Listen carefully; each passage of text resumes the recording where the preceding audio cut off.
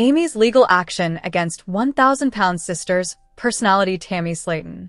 Two siblings confront the judiciary. A familial dispute has arisen between Tammy Slaton and Amy Slaton, siblings from the renowned reality series, 1,000-Pound Sisters. The conflict has escalated to the extent that Tammy has lodged a formal police complaint against Amy. The incident commenced with a familial dispute, during which it is said that Amy became enraged and struck Tammy. Tammy became extremely irate and contacted the police, who arrived shortly thereafter and apprehended Amy.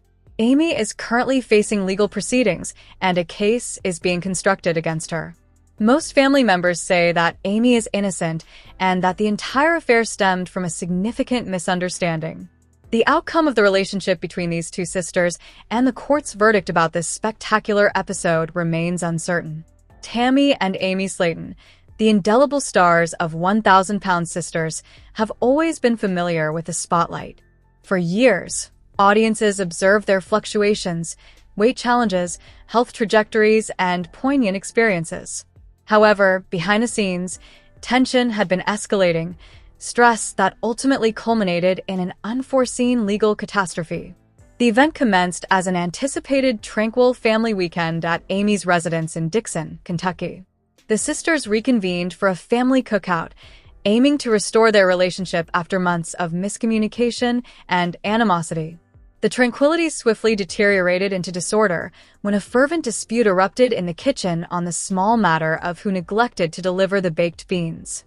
What appeared to be a benign sibling disagreement developed more rapidly than anticipated. Tammy reported that Amy exhibited physical aggression and struck her during the altercation. Stunned and wounded, Tammy promptly dialed 911. Shortly thereafter, the police arrived, took statements, and arrested Amy immediately for assault. The event unsettled the entire household. Tammy, profoundly aggrieved and determined to pursue legal recourse, filed charges. Amy, conversely, emotionally asserted that it was merely a misunderstanding. Amy stated in a tremulous voice to reporters outside the courthouse, "I did not slap her. I attempted to push her away as she was shouting directly in my face. I never intended to cause her harm. She is my sister." The case rapidly attracted national scrutiny. Supporters were polarized. Some supported Tammy, asserting her right to self-defense. Others fervently advocated for Amy, asserting that the show's notoriety and relentless pressure had driven the sisters to their limits. Within the courtroom, tensions escalated. Tammy appeared impassive, attired in black, accompanied by her attorney. Amy was distraught, her eyes brimming with tears as she clutched her lawyer's hand tightly. Both sisters declined to make eye contact with one another. Chris, their brother, along with other family members, was present and appeared visibly distressed. "They have consistently engaged in conflict," Chris stated during an interview. "However, this exceeds acceptable limits. This is not them. This is the renown, the exertion of force. It is fragmenting them." In an unexpected turn, the judge opted to refrain from expediting the case. Considering the sisters' public exposure, mental health issues, and background, he mandated mediation as a first step, affording them a final opportunity to reconcile their disputes outside of judicial proceedings. In the ensuing weeks, the sisters were assigned to distinct counseling and therapy sessions. Gradually, fragments of their childhood, pain associated with fame, and emotional burdens emerged. Mediators characterized their meetings as tragic yet essential. A pivotal moment ensued. During a session, Tammy wept uncontrollably. "I long for my sister. I long for moments of laughter with her, shared tears, and observing our children at play. I cannot recall the reason for my anger on that day." Amy, equally distraught, responded, "Me too. I did not desire this outcome. I merely sought to be acknowledged." Ultimately, the charges were dismissed, not due to a lack of merit in the case, but because the sisters opted for healing over conflict. Tammy and Amy issued a joint statement, stating, "Renown has caused us to lose sight of our true identities. We allowed rage to prevail. We are currently implementing measures to improve our connection, enhance our sisterly bond, and demonstrate to the world that forgiveness is attainable." The Slaton sisters have temporarily withdrawn from public attention to prioritize family and personal recovery. Nevertheless, the morning in Kentucky was brisk and autumnal. The golden leaves fluttered in the wind, and the town of Dixon thrummed with enthusiasm. Banners for the Dixon Annual Charity 5K Run Walk fluttered in the breeze as individuals from throughout the county convened to support the event, which generated funds for local children's hospitals. Within the throng, two recognizable figures emerged, Tammy and Amy Slaton, prominent personalities from 1,000-Pound Sisters. This year, the sisters resolved to engage in the 5K walk alongside their family. It beyond a mere fundraiser, it epitomized the progress they had achieved in their health journeys. Amy positioned herself adjacent to the starting line, accompanied by her two young sons, Gage and Glenn, secured in a double stroller. She donned vibrant purple leggings, an amusing Team Slaton t-shirt, and a pair of pristine walking shoes. Tammy, in contrast, donned a coordinated shirt, sunglasses, and an assured smile. Her husband Caleb, who had significantly supported her weight reduction makeover, stood behind her. "Our objective is not to triumph," Tammy jested, stretching with ostentatious exertion. "We are here to embody our words." Their elder brother Chris and his spouse Brittany were present, accompanied by their mother Darlene, who said she was merely walking a little bit before retreating to the sidelines with a camp chair and iced drink. As the race commenced, the runners surged forward rapidly, while the Slaton family maintained a consistent walking pace. Amy propelled the stroller while indicating squirrels to Gage, who applauded with enthusiasm. Tammy, with headphones in one ear, sung along to Beyoncé and danced delightfully while walking, attracting attention and eliciting laughter. Approximately half a mile in, a strong incline emerged. "Certainly not," Amy said, surveying the slope. "Whose concept was this once more?" "Yours," Tammy remarked with a sneer. "Do you recall? Let us engage in a family activity. It will be enjoyable." They both chuckled, then delved deeply and advanced. Onlookers along the path applauded them. "Proceed, Tammy. Proceed, Amy." Someone shouted, brandishing a handcrafted placard. Others exclaimed, "We adore you, 1,000-Pound Sisters." Some even jogged merely to capture selfies. By the second mile, Amy was perspiring and Tammy was exhibiting a small limp. However, neither surrendered. "Recall the previous year?" Amy remarked, panting fiercely. "You remained in a wheelchair." Tammy acquiesced, her tone now subdued. "Affirmative. I am currently walking a complete 5K with my sister." A hiatus ensued. Subsequently, both smiled between tears. This beyond mere ambulation, it was a quest to recover their being. As they approached the finish line, the remaining family members assembled around them, and they all crossed together, arms interlinked. The narrator proclaimed, "Let us applaud the Slaton family, exemplifying the power of determination and love." Individuals applauded. Amy's sons chuckled. Tammy performed a little celebratory dance. For a brief period, the focus transcended the television program. It centered on a family that persevered, remained resilient, and continued to advance. Nevertheless, the onset of autumn occurred in Dixon, Kentucky. The foliage was altering hues, pumpkins were appearing on porches, and enthusiasm was palpable in the Slaton sisters' residence. This year, rather of merely carving pumpkins or preparing pies, Amy conceived a novel concept to enhance the season's significance. Amy proposed one brisk morning while enjoying her pumpkin spice latte. "How about we organize a Color Your Sneakers challenge this autumn?" Tammy elevated an eyebrow. "Are you referring to painting shoes?" Amy slapped her hands with enthusiasm, exclaiming, "Precisely. We acquire plain white sneakers, procure an assortment of fabric markers and paints, and individually embellish our respective pairs.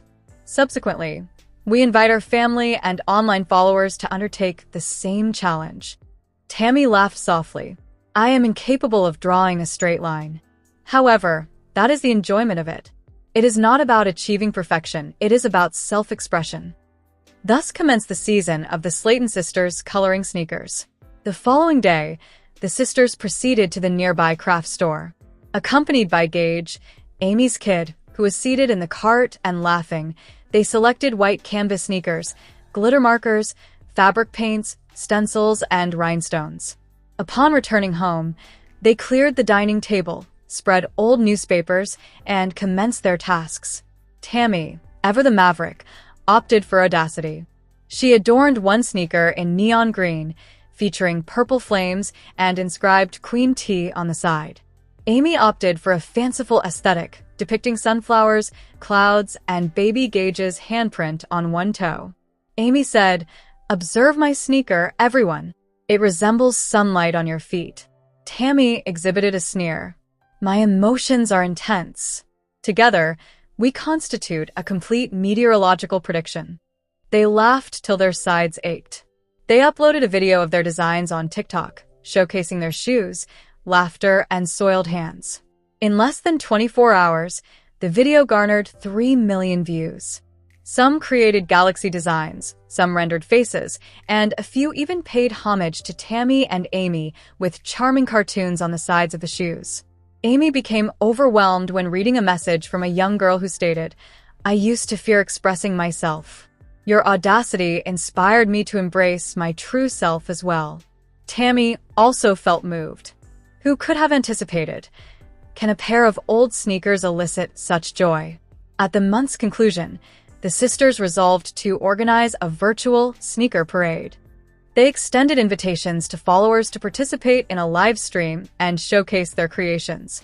Unexpectedly, Dr. Proctor also made a special appearance, displaying his unremarkable gray sneakers adorned with a prominent red heart and the phrase, "Slaton Strong." To everyone's astonishment, the mayor of Dixon joined the broadcast and proclaimed, "In recognition of your creativity, benevolence, and communal spirit, we hereby designate October as the official Slaton Sneaker Month in our town." Amy emitted a high-pitched cry. Tammy genuinely shed tears. Following the webcast, the sisters positioned themselves on the porch, with their sneakers drying adjacent to them.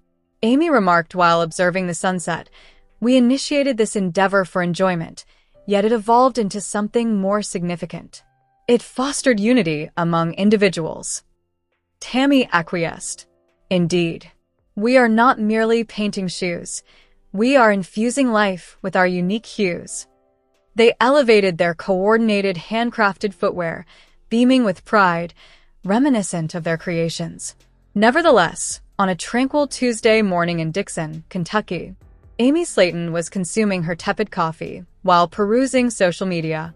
Tammy was observing a rerun of their previous escapades from across the room, shaking her head and chuckling at their former antics. "I assure you," Amy murmured, "we have consulted physicians, adhered to dietary regimens, and explored every conceivable option. However, we remain in a state of stagnation." Tammy glanced over. "What are your current thoughts? Is there a magical elixir?" Amy's eyes illuminated. "No, Superior. What if we consult a psychic?" Tammy arched an eyebrow. "A clairvoyant? For example, crystal orbs with tarot cards?" "Affirmative. Perhaps they can discern the necessary actions for us to achieve and maintain optimal health." Tammy exhibited hesitation. "Are you serious?" Amy acquiesced. "Utterly serious." The following day, fueled by curiosity and a modicum of optimism, the sisters traveled an hour to a small hamlet said to have a psychic named Madame Raven, known for her eerily accurate predictions. Her office was situated within a purple-painted trailer replete with incense smoke, dream catchers, and candles. Madame Raven, a statuesque woman in her 50s with silver hair and luminous green eyes, greeted them with an insightful grin. "I have anticipated your arrival, Amy and Tammy," she stated enigmatically. Tammy said to Amy, "That is unsettling." Madame Raven gestured for them to take a seat. "I observed two individuals encumbered by their history, yet yearning for a more promising future. You pursue restoration, not alone of the physical form, but of the soul." Amy inhaled sharply. "That is precisely it." Raven rearranged a deck of tarot cards. "Commence." The initial card she drew was the Tower. "Both of you have experienced trauma, family difficulties, societal pressure, and emotional distress. The ancient foundations are deteriorating. Tammy scowled. Indeed, accurate. The second card is the star. This signifies hope, restoration. However, it necessitates faith, not alone in medicine, but also in oneself. Amy appeared tearful. I feel as though I have lost my identity following the birth of the baby and the divorce. Tammy acquiesced. I have been apprehensive about experiencing failure once more. Raven subsequently drew the final card. The sun. Joy, success, and transformation are imminent. However, this is contingent upon walking in unison. Your connection is your greatest strength. The chamber was silent. Raven thereafter ignited a little light and distributed a small stone to each individual. Retain this in your possession. It possesses energy for therapeutic purposes. However, bear in mind that the true enchantment lies in your decisions. While driving home, Amy gazed at her stone and smiled. I understand it may seem irrational, but I genuinely feel unburdened. Tammy, however dubious yet moved, acquiesced with a nod. Likewise. Perhaps this was necessary. Not merely another diet, but a fundamental reset at the core. In the subsequent weeks, the sisters made modest, yet significant progress. Strolls in the park, nutritious meals, maintaining a journal. Moreover, there is a notable reduction in disputes. They continued to experience challenging days, although a transformation had occurred, not due to the enchantment. Nevertheless, on a hot morning in Kentucky, Amy Halterman entered the living room carrying a folder filled with resumes. Her coffee spilled as she sat down next to her sister, Tammy Slaton, who was already irritable due to the TV remote being just out of reach. We must reach a decision today, Tam. Amy stated. Dr. Smith indicated that we can no longer postpone it, while gesturing with the papers. These are the last 3 candidates for home care nursing position. Tammy emitted a grunt. I informed you. I have a favorable opinion of Nurse Brandy. She speaks infrequently and elevates me effortlessly, akin to a locomotive. Amy exhaled audibly. Brandy does not smile, does not engage in conversation, and exudes an aura reminiscent of a serial murderer. I have a fondness for Nurse Carla. She is kind and bakes banana bread. Oh, splendid. Tammy expressed with an eye roll. Let us select a nurse based on banana bread. Their brother Chris entered, holding a hot dog. Are you all still in dispute? Lord, simply procure both nurses and allow them to compete for the position. Amy cast him a glance. Truly beneficial, Chris. Subsequently, they opted to invite all 3 final nurses for a trial visit, inadvertently transforming their living room into a makeshift reality show. Nurse Carla arrived first, cheerful, maternal, and perpetually humming gospel melodies. She assisted Amy with minor tasks and even sang a lullaby to Glenn, Amy's infant. Tammy observed with squinted eyes. She is excessively loquacious. I am already experiencing a headache. Nurse Brandy followed, taciturn, robust, and proficient. She maneuvered Tammy expertly without displaying a single smile. Amy murmured to Chris. She remained unblinking for 5 minutes. That is atypical. Nurse Devon, a middle-aged man adorned with tattoos of cartoon cats and possessing a penchant for dad jokes, finally arrived. He regarded both of them with utmost reverence and succeeded in eliciting laughter from Tammy, a notable accomplishment. I am uncertain, Amy said subsequently, fidgeting with her fingers. I have an affinity with Carla. She is amiable. I cast my vote for Devon, Tammy asserted decisively. Anyone capable of eliciting laughter while monitoring my blood pressure merits a salary increase. The dispute persisted for hours, characterized by emotional manipulation. Recall who changed your diapers when you fractured your leg. Snack inducements, and a spontaneous TikTok dancing competition adjudicated by Glenn. Ultimately, Chris established the rules. You 2 resemble toddlers quarreling over the same toy. How about this? Each of you will have your preferred nurse for 1 week, after which you will make a decision. The sisters reluctantly consented. At the conclusion of the trial weeks, Nurse Carla had crafted a cap for Glenn, while Nurse Devon instructed Tammy in chair yoga and curated a soundtrack titled Big Girl Energy. The ultimate resolution? They employed two individuals, one for the morning shift and another for the evening shift. Remarkably, it succeeded. Tammy humorously remarked on camera, "It appears that a complete team is required to manage all of this." Amy chuckled, "You all should refrain from disputing who prepares the superior banana bread." Greetings, esteemed viewers. Welcome to my channel. I am Mina, and I hope your day is going splendidly. If you like the video, please remember to subscribe to the channel.